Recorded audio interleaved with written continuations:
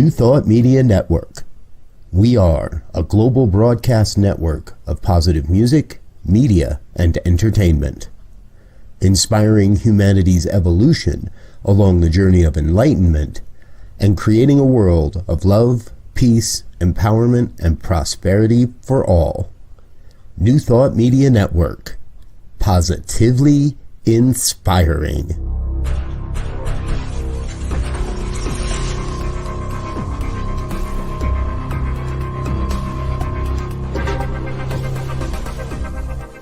Live from a secure concrete bunker somewhere in Ohio, New Thought Media Network presents Pastor Michael Mangus with Friday's Fireside Chat, spiritual conversation for today. Here he is from the secret radio room, surrounded by thousands of watts, Pastor Michael Mangus.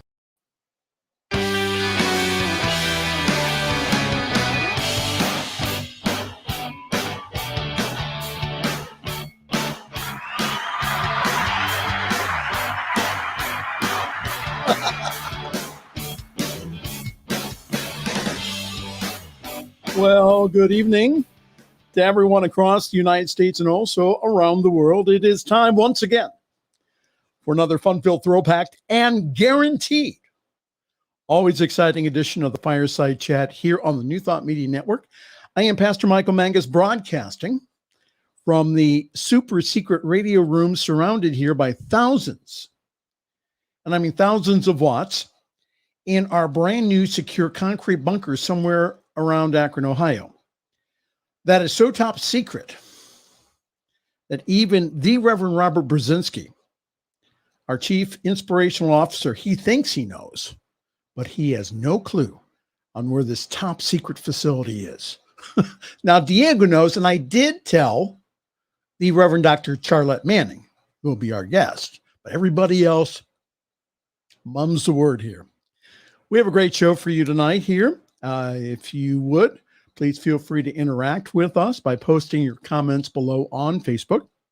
And again, for all my shy people out there, again, write me a note during the week. Would love to find out what you are agreeing with or disagreeing with or whatever. PastorMichaelMangus@gmail.com. So the purpose of our fireside chat here is to talk about contemporary issues from a New Thought perspective. And as I keep telling you week after week, I want us to all have a new thought about what is going on around us, especially socially and economically. And I know those are topics that usually were not talked about even 20 or 30 years ago in New Thought circles. The challenge has been that because we have ignored them, that unfortunately that they have become more pronounced. So we're having honest discussion about all of these topics here. And again, they're my viewpoints and opinions. Again, the viewpoints and opinions are those of my own and not those of the New Thought Media Network, our advertisers, Diego, my producer, or Winston, the Wonder Pig. I all want us to have a new thought about what's going on around us. Well, tonight's guest is, again, no stranger to our Friday evening fireside chat. If we keep having her, we may have to add her to the to the credits to speak on the Ahmaud Arbery verdict and also other topics. It is best-selling author, lecturer, and the second vice president of the Washington, D.C. NAACP. That is the Reverend Dr. Charlette Manning. And again, if you have not checked out the brand new show here on the New Thought Media Network, the Sunday evening masterclass at 8 p.m. Eastern time here on Sunday evenings, please do so. We're going to have a repeat of the show that we did a couple of weeks ago this coming Sunday evening. So I know that you'll enjoy it. So again, the Reverend Dr. Charlette Manning, our guest here in just a few moments. I hope everyone had a wonderful Thanksgiving. I know I did. Diana and I went over to her brothers and sisters' house for a very nice dinner. And the apple pie was right on. So we're going to start off here with news from CNN. Ahmaud Arbery's mother expressed gratitude Thanksgiving morning, saying, "We finally got justice." Again, from CNN, the mother of Ahmaud Arbery expressed gratitude Thanksgiving morning for the guilty verdicts of the three men who killed her son, calling the moment bittersweet. "This is the second Thanksgiving that my family and I will share without Ahmaud," Wanda Cooper Jones said in an interview on CNN's New Day Thursday. "But this is the first Thanksgiving that we can look at that empty chair and say, we finally got justice for you, Ahmaud." Cooper Jones's comments came the morning after three men, father, son, Gregory and Travis McMichael, and their neighbor, William Rody Bryant Jr., were found guilty in Arbery's killing on multiple counts of murder, among other charges. "The word guilty was a word that I wanted to hear 18 months ago," Arbery's mother said, "and we finally got that word, guilty." The three men were not arrested. Again, this happened in February. They were not arrested until May of 2020, more than 2 months after Arbery, a 25-year-old black man, was shot dead while out for a jog in their neighborhood near Brunswick, Georgia.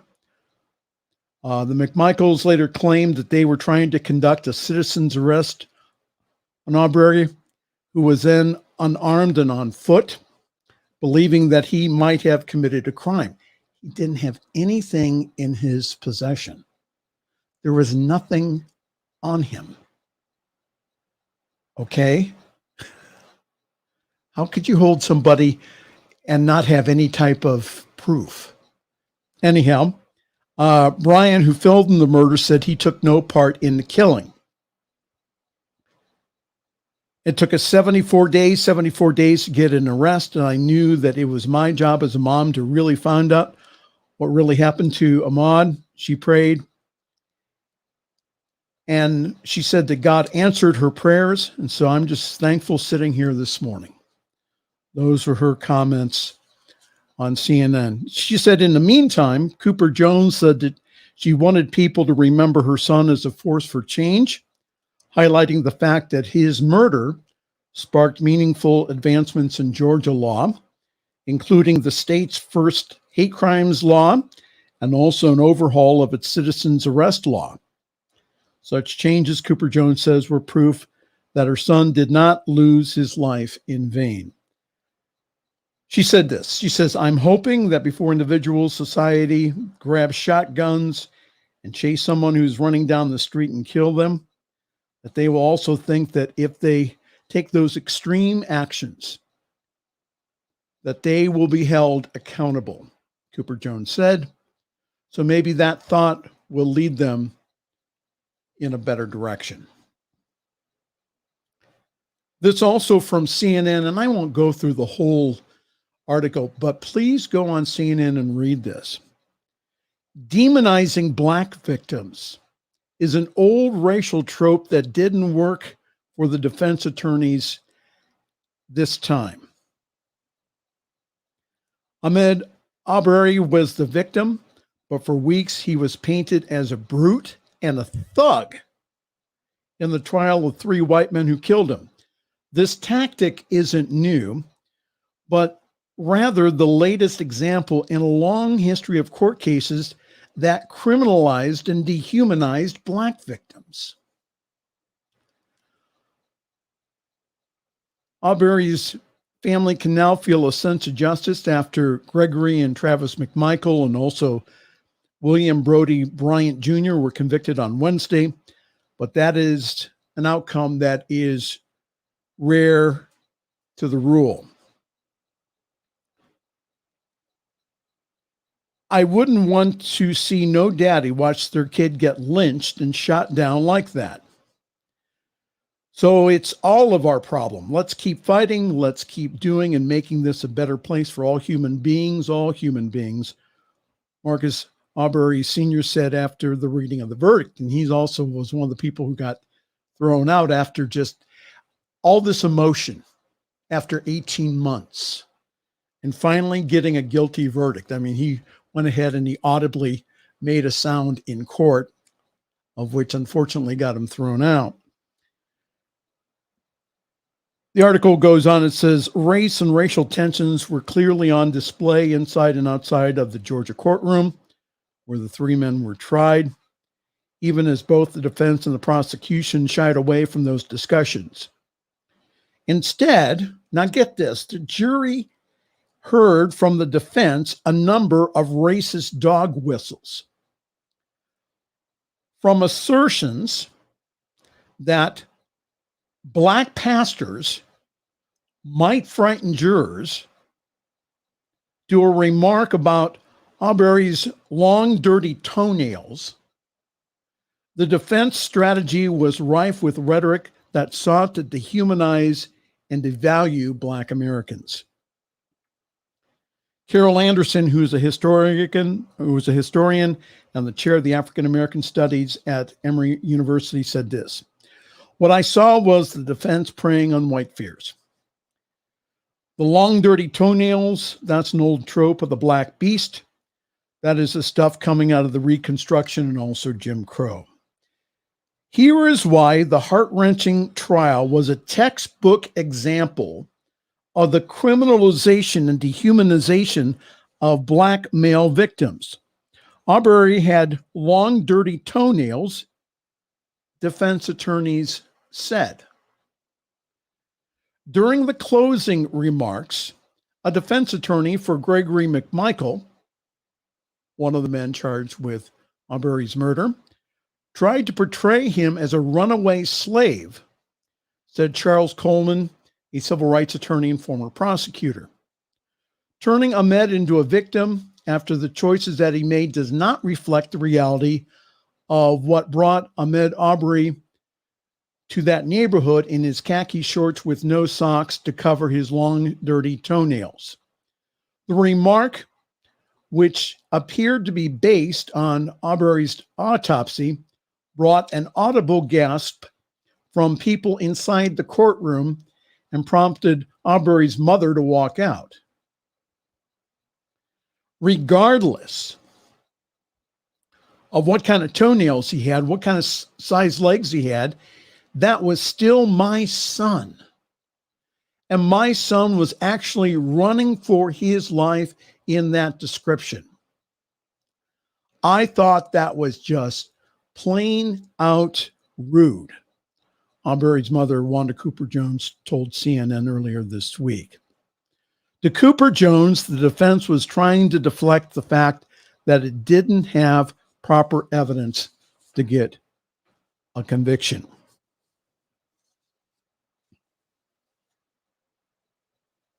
There's a lot more to this. I'm saving you 3 pages of reading, but go on CNN and please read this. So one of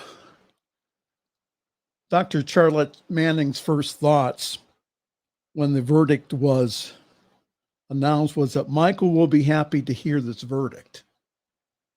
Oh, absolutely. Racism here takes on all forms, including the killing of innocent Black men and women. And to even bring up someone's dirty toenails, to even bring that up, to try to demonize this man who did nothing wrong except show up at the wrong place at the wrong time. He's just outright racist. In the closing arguments of the defense, you saw racism coming up that has been inbred into the culture of the South and other areas.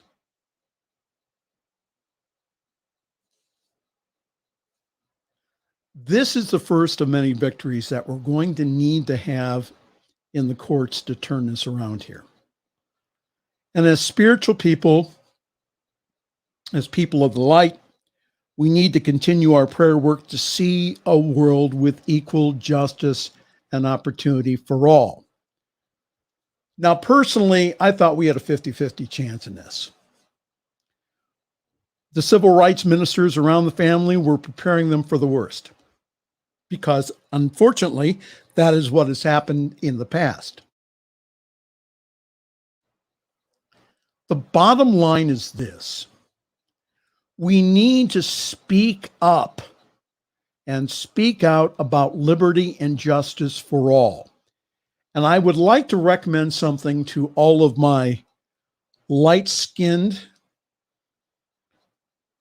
or white brothers and sisters.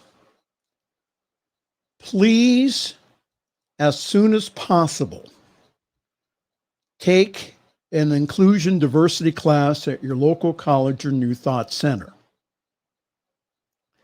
Until taking a class not that long ago, did I realize that I had to do a lot of work on myself yet. And I didn't think of myself as racist. But there were things and attitudes that I had to let go of. And there may be things that you are doing that are racist, that you have no idea what you're doing. Again, racism is inbred into the race consciousness of our society. So start being open to loving feedback from our brown, black, and Asian brothers and sisters. An amazing eye-opening for me during the class was this. As a white man, I do not have to think or deal about my race every day. Now, our black, brown, and Asian brothers and sisters tend to have to deal with and also think about their race daily. Do we understand that? That is something to think about. I do have white privilege. Now, some other white folk get upset when the term white privilege is brought up. My question to those people who are upset is this: are we really going to use our privilege to speak up, to speak out, or are we going to remain silent? So from our tradition of New Thought, we were all born from a social change movement. Those people who say that we weren't, you need to read your history. Get a good book on the New Thought movement. One Simple Idea, Mitch Horowitz. Great book. Everyone needs to read that. One Simple Idea. When are we as New Thought students going to reclaim our history and stand up for the truth? When are we going to root it out of ourselves and again, when we root it out of ourselves, what happens is then that roots it out of society. That's something to think about. Well, hello there on the day after Thanksgiving. Here, this is November the 26th, 2021. Thank you for watching this evening, the Friday evening fireside chat here on the New Thought Media Network in just a few moments. To get her commentary will be the Reverend Dr. Charlette Manning, who I know has something to say about this. Again, we were going to play a best of show for her show on Sunday evening, and we still will. So I thought, well, you know what? I'm going to get her on my show. So anyhow, lots of things going on. COVID-19, unfortunately, is still with us. The U.S., European Union, and other major destinations have moved to block flights from several African countries following the discovery of a new, potentially more transferable variant of COVID-19. WHO has labeled the newly discovered strain as a variant of concern. This strain was first detected in South Africa, but cases have gone so far as being confirmed in Botswana, Belgium, Israel, and also Hong Kong. While only a dozen of cases have been identified so far, news of the variant is already sparking fears around the world and rattling global markets. So I have several ads in different wedding publications around this area, advertising my services as a wedding officiant. This afternoon, I get a lead. I call them up and I say, hi. It was about 5 hours, and I just thought, well, probably they've already found somebody, but I wanted to make sure. They weren't calling about a wedding ceremony. They were calling to see if this minister would sign a religious exemption for somebody else so that they didn't have to get the shot.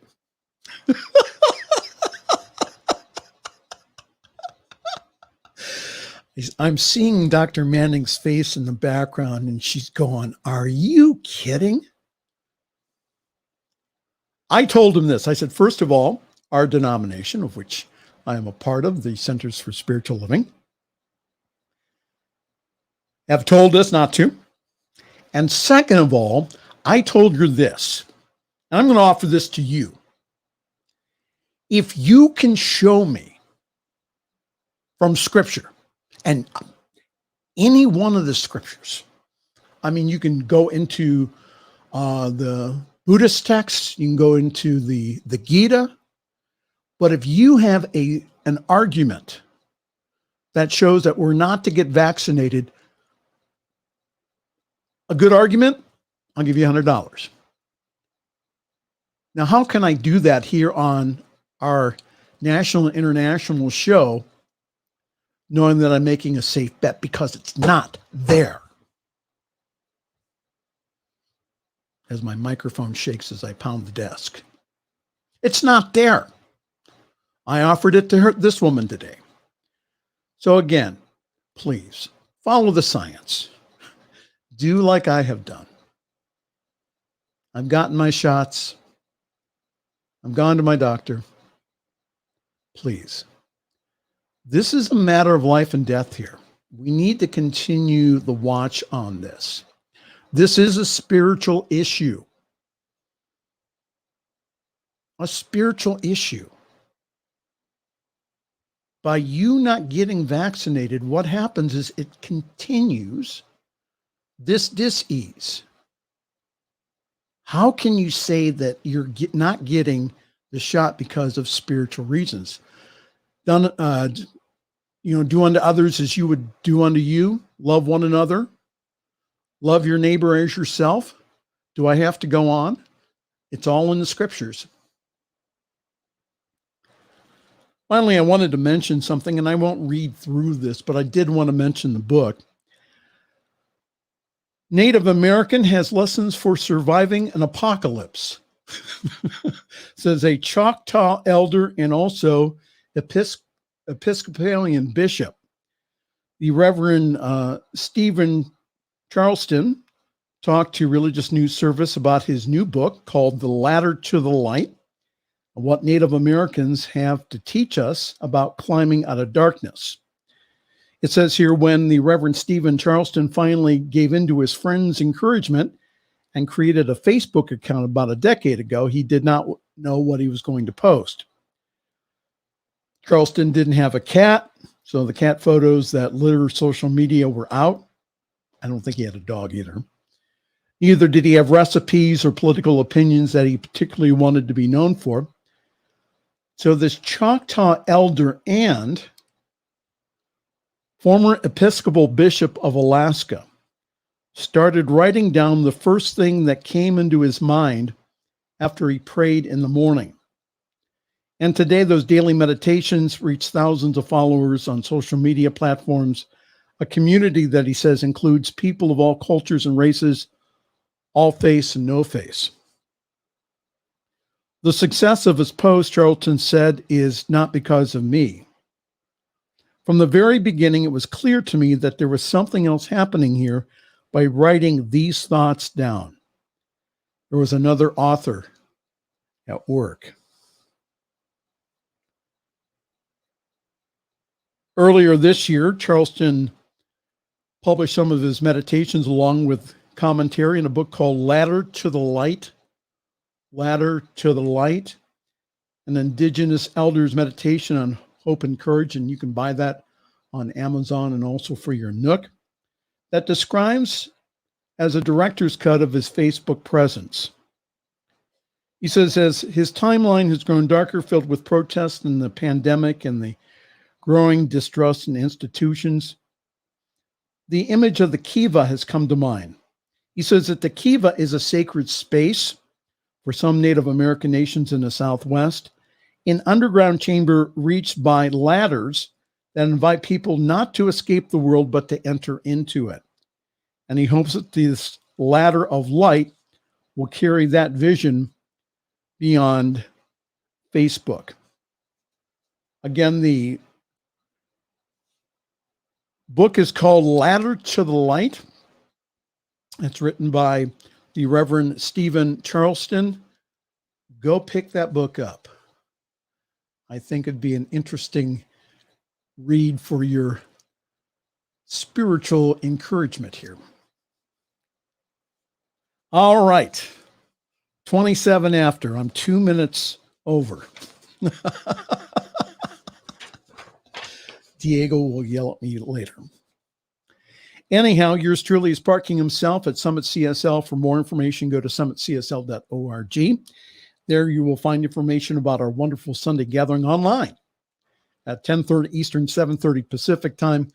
Grab your cup of coffee or tea, espresso, chai, whatever wakes you up in the morning, and come and join us.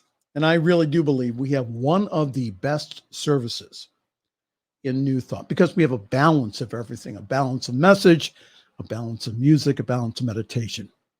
Lots of good stuff. So please join us Sunday mornings at 10:30.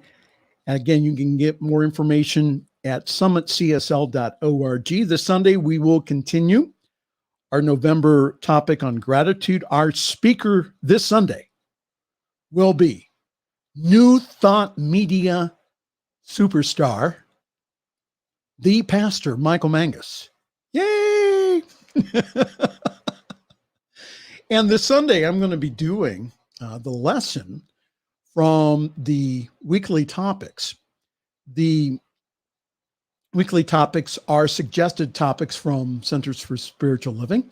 And this week is on gratitude, and it was written by a South African brother. And I know that you will really enjoy the thoughts that he has to share and also that I have to share this Sunday. So again, that's Sunday mornings on summitcsl.org. We'll give you the Zoom information.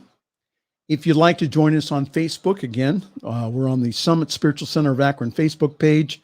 And also our Facebook page also has past broadcasts of the Fireside Chat, the Sunday evening masterclass, and also yours truly when he's praying on the New Thought Media Network. So many new programs, man. It would be, there she is, the beautiful and talented, my good friend. I would have to spend the rest of the time into up to midnight Eastern, going through all of the cool programming that we're adding here on New Thought Media Network. We're adding music programs. We're offering more church services on Sunday, including at 5 o'clock Eastern. We have Gina has her service from Boston, Greater Boston CSL. Lots of wonderful programs, and we are asking for you to please support us. The work that we're doing here could not have been done 20 years ago because we didn't have the technology. We didn't have the bandwidth. Now we do. Now we have the opportunity to reach the world with not religion, but with a practical spiritual thought that empowers and blesses all. And you can help us. Go to ntmedia.org/donate. Please make a generous one-time donation, or you can do like Diana and I do, and that is that we have a monthly amount that comes out of our accounts to support the network. Whatever that you do, please do it because it really does help us. Thank you very much. We're going to take a break right now. We'll be right back. This is the Friday Evening Fireside Chat here on the New Thought Media Network.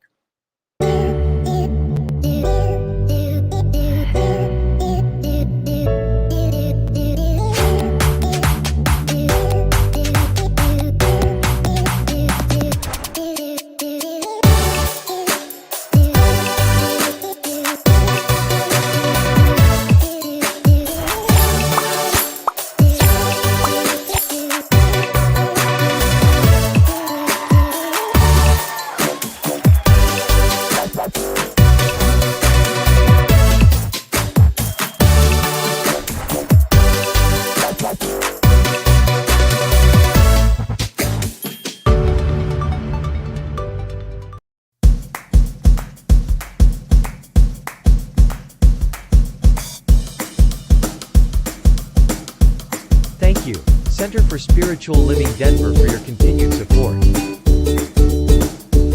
Thank you, Center for Spiritual Living Midtown Atlanta, for your monthly contribution. Thank you, Center for Spiritual Living North Jersey, for your monthly contribution. And Suze Ajit, thank you for your very generous donation.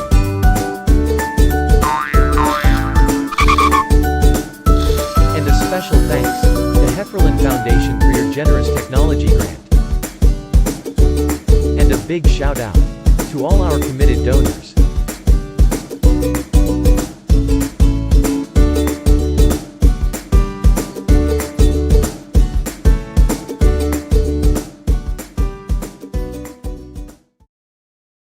New Thought Media Network is on the rise. We're looking to grow with you. Do you have technical media experience, or perhaps a desire to learn? Are you willing to volunteer your precious time and attention? We share this message to benefit all. If you possess a computer with a camera and a microphone, we will share our knowledge with you. Behind the scenes or being the star, let us bless our one. Contact us at info@ntmedia.org. The views and opinions expressed by Pastor Michael Mangus are generally right. However, they are his own and do not reflect the views and opinions of New Thought Media Network, Centers for Spiritual Living, or any other person living or dead. As they say in the 12-Step Recovery Program, take what you like and leave the rest. Here again is Pastor Michael. And I didn't want her to wait until next week. So I invited on my good friend from Washington, D.C. She is the second vice president of the Washington, D.C. chapter of the NAACP, also a longtime New Thought minister. And she is my good friend, the Reverend Dr. Charlette Manning. Good evening, Dr. Manning. How are you? Good evening, my brother. How are you? Good. So your comments on the acquittal, on the not acquittal. Why'd I say that? But no pun intended. But that's kind of sort of the way it normally goes. Yeah, I know. But what you're thinking on the Aubrey convictions? the president of the National Association for the Advancement of Colored People or people of color.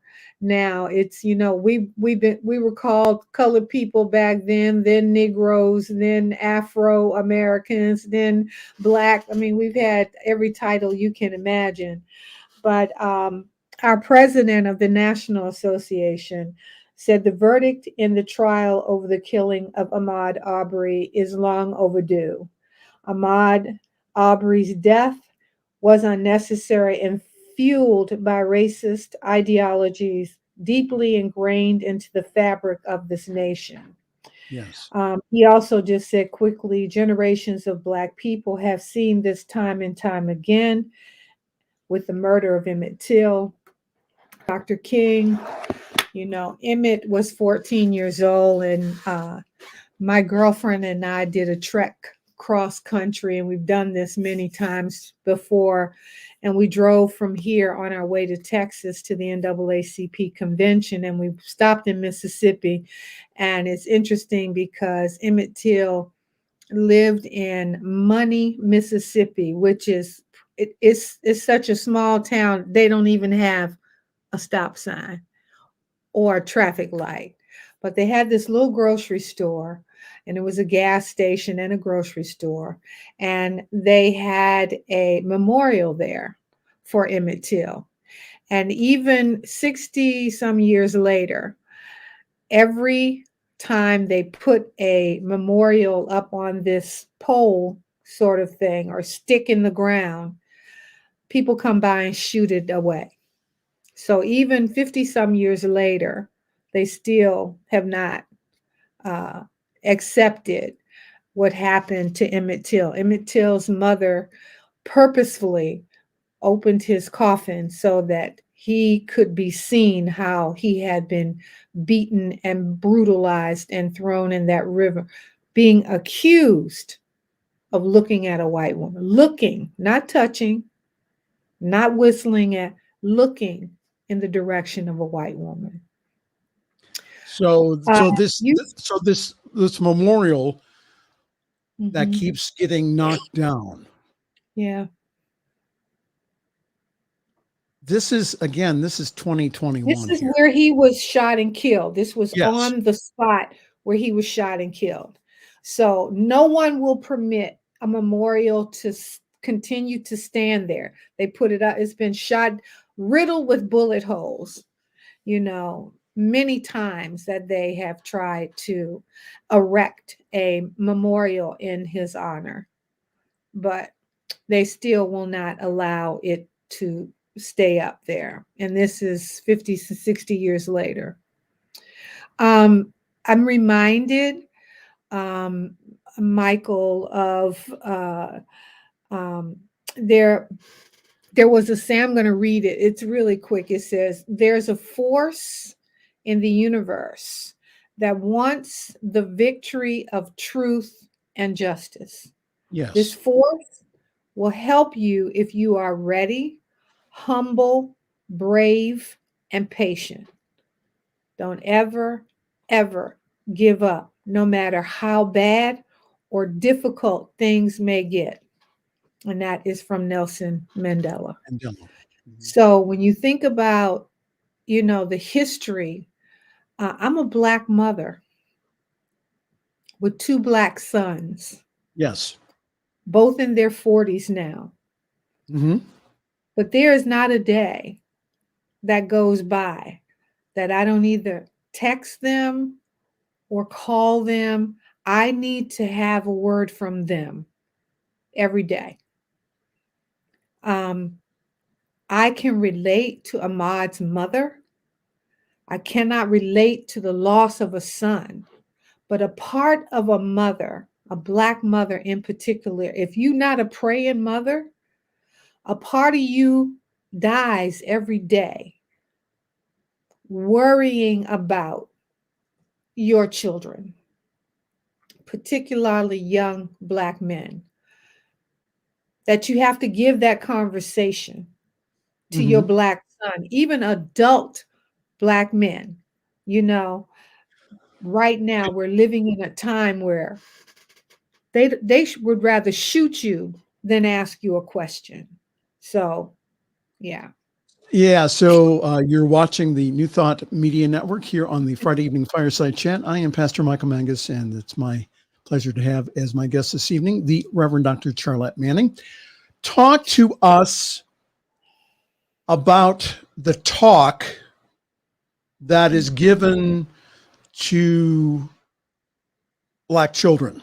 Talk to us, because again, I never got that talk, but this talk that I've heard of is pretty common. So go ahead, share with us that talk. Well, you talk about the age of reason. And the age of reason, in the Jewish faith, you are bar mitzvah or bat mitzvah at the age of reason. You receive your first Holy Communion at the age of reason. And in the Black family, you get the talk when you get to the age of reason. And the age of reason usually begins at around age 7. It does depend on how mature your child is, what environment you grow up in. My children both grew up in Farmington, Connecticut, which is probably as lily white as you can get. I was the first Black elected official in Farmington, Connecticut, and I ran for the school board because our children needed to have a representation. So I started the conversation with my children in 2nd grade. My son came home from school one day and he told me that he was not Black. And I said, well, what are you? And he said, I'm dark white. And I said, oh, no. We need to have a conversation, because someone in his school told him that, you're the N-word. See, I don't have a problem saying nigger, because I think that people just want to dress it up and put a bow on it. And I think you need to keep it raw and real. And this is what I did to my kids. I said, they don't walk up to you and go, oh, you're an N-word. They call them a nigger. And I said, listen, let me tell you, first of all, what that word means, because they didn't teach my children. Their father and I taught them. So we sat down and we had the conversation with them that no matter what you say or what you do, 90% of people are going to think you're wrong, regardless. So your most important thing is for you to come home. If you got to go to the payphone or go to the office and call your mother, your father to come and get you, we will do that. But you don't argue. We don't talk back to grown people. Okay, under any circumstances. You don't argue with your teacher. If you feel that you've been disrespected, you call your mother and your father, and we will come and get you.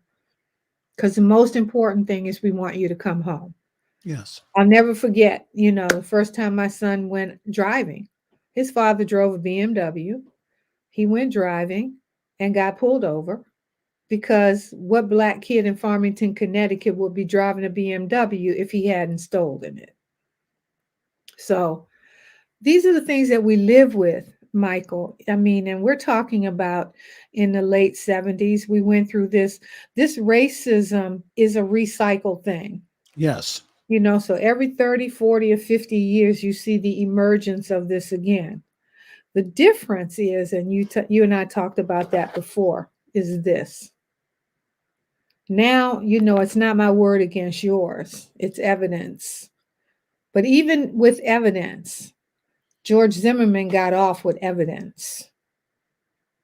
Okay, so when we start talking about that, and you mentioned Reverend Al talked to Ahmad's mom about, yes, everything looks like it should turn out this way, but we need to be prepared now. Ain't nobody bigger praying man than Al Sharpton, an activist more than Al Sharpton.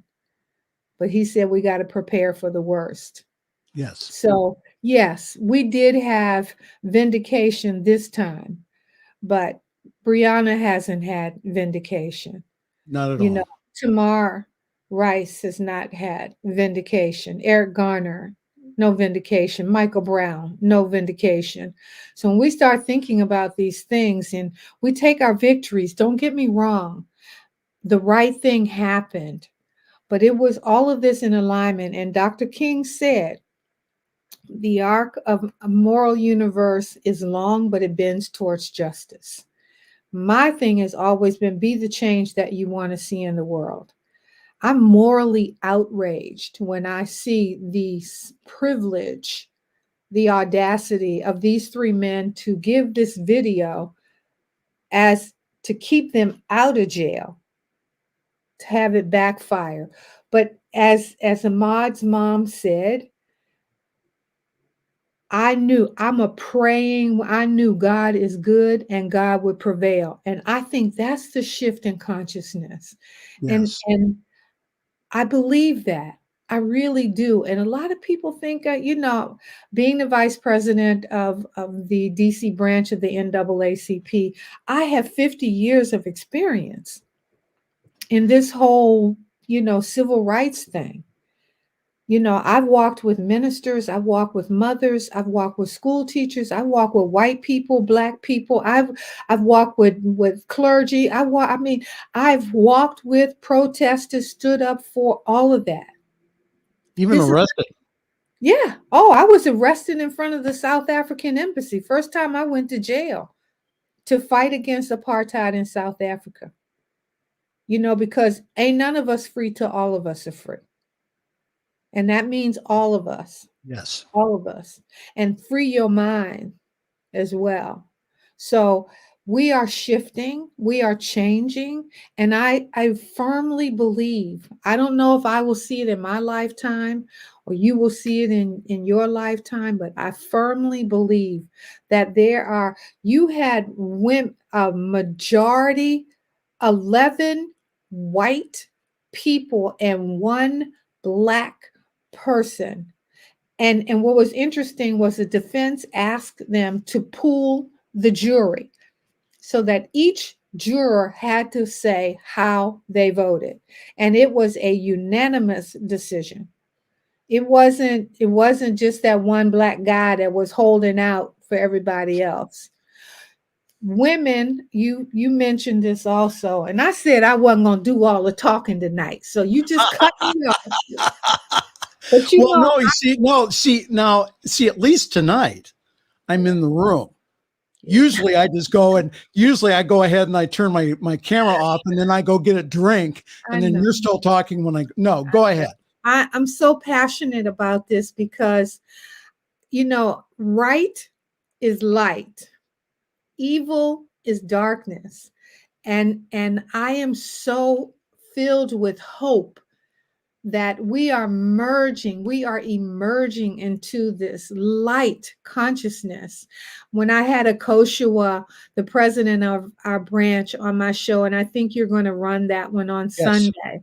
And this is a young woman in her 30s who is representing this new generation of activists who are, they've taken it to that next level where they are now entering into the political arena. They are running for, Senate seats and congressional seats. They're running for their judges and lawyers.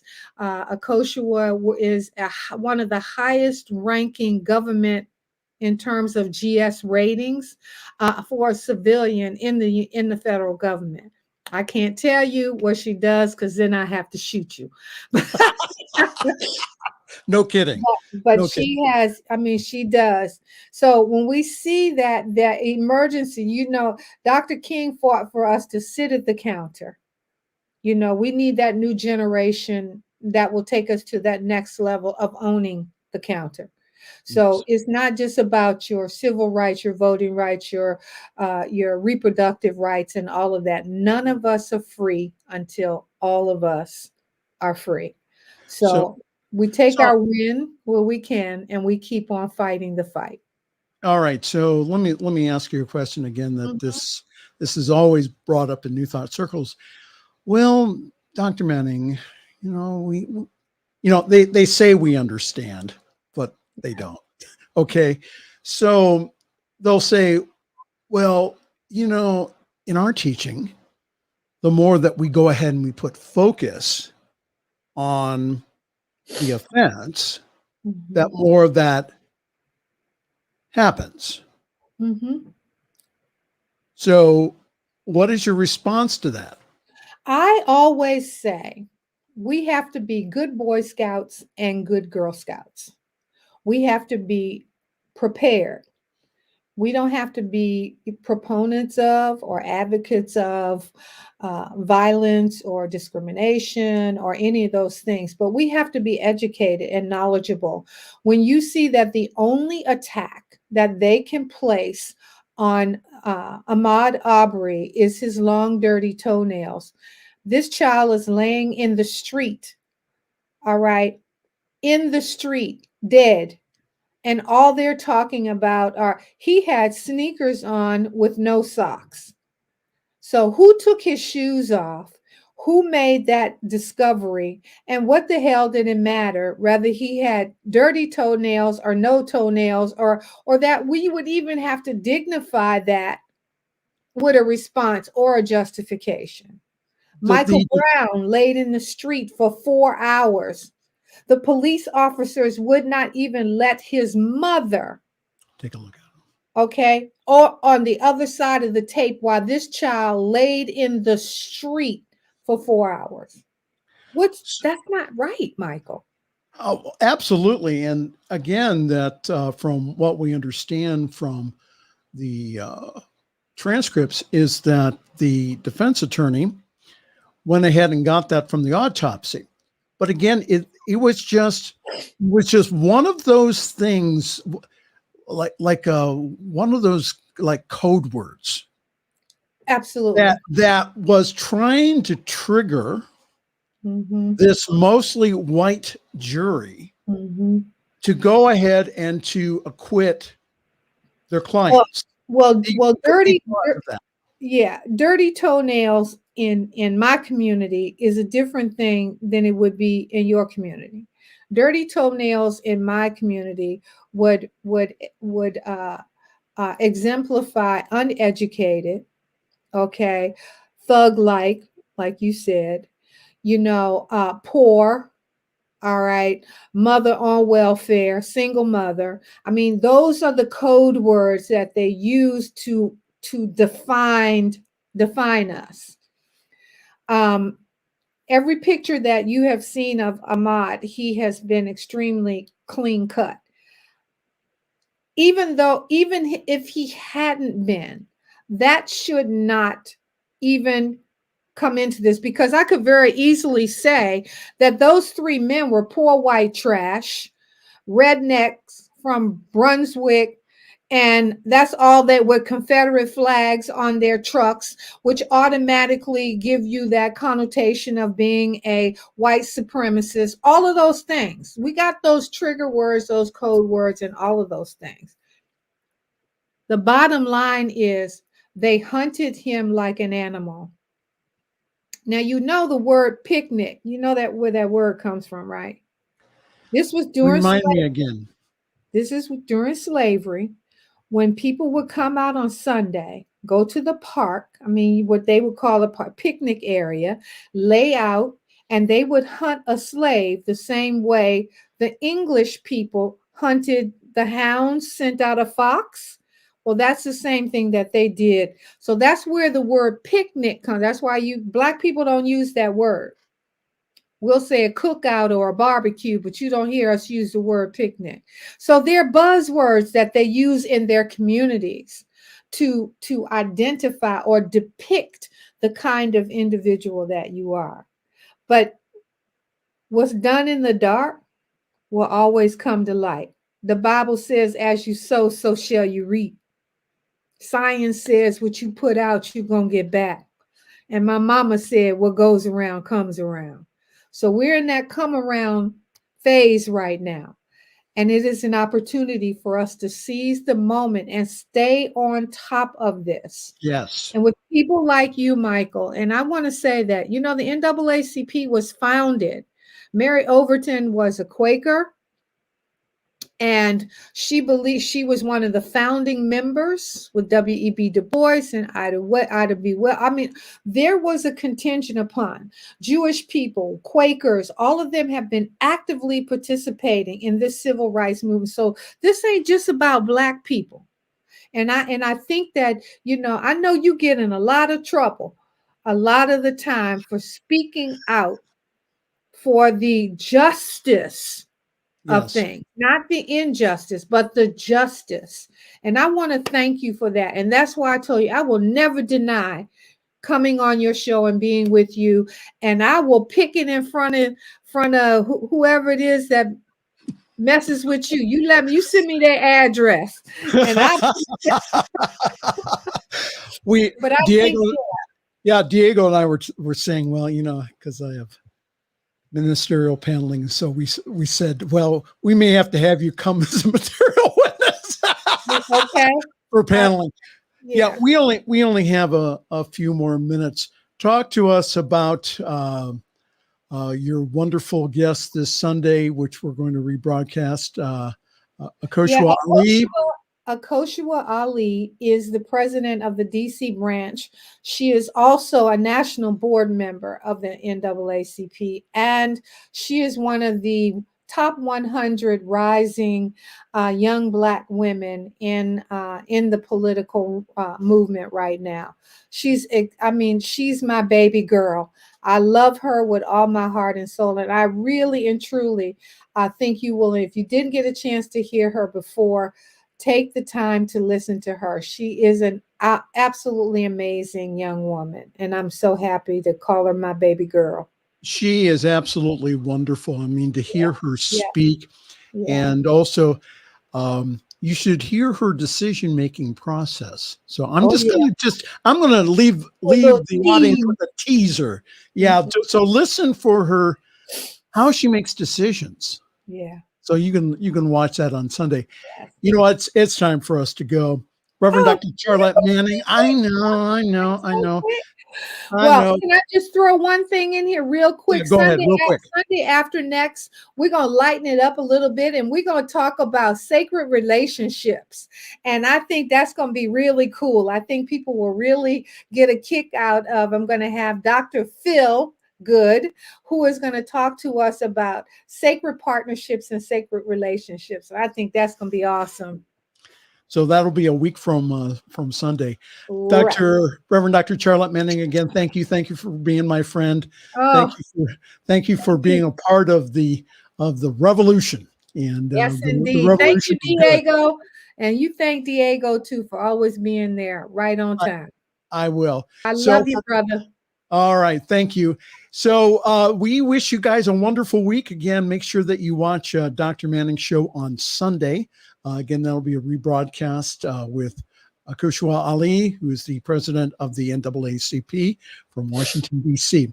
So from all of us to all of you, again, happy Thanksgiving. We will see you on this station here next week at this time. Bye now. Thanks for joining us this evening for Friday's Fireside Chat with Pastor Michael Mangus. Join us again next week at 8 Eastern, 6 Mountain for more spiritual conversations for today. For more information and replays of past shows, please visit the New Thought Radio and Media Network's Facebook page. Until next week, may God bless you richly and abundantly.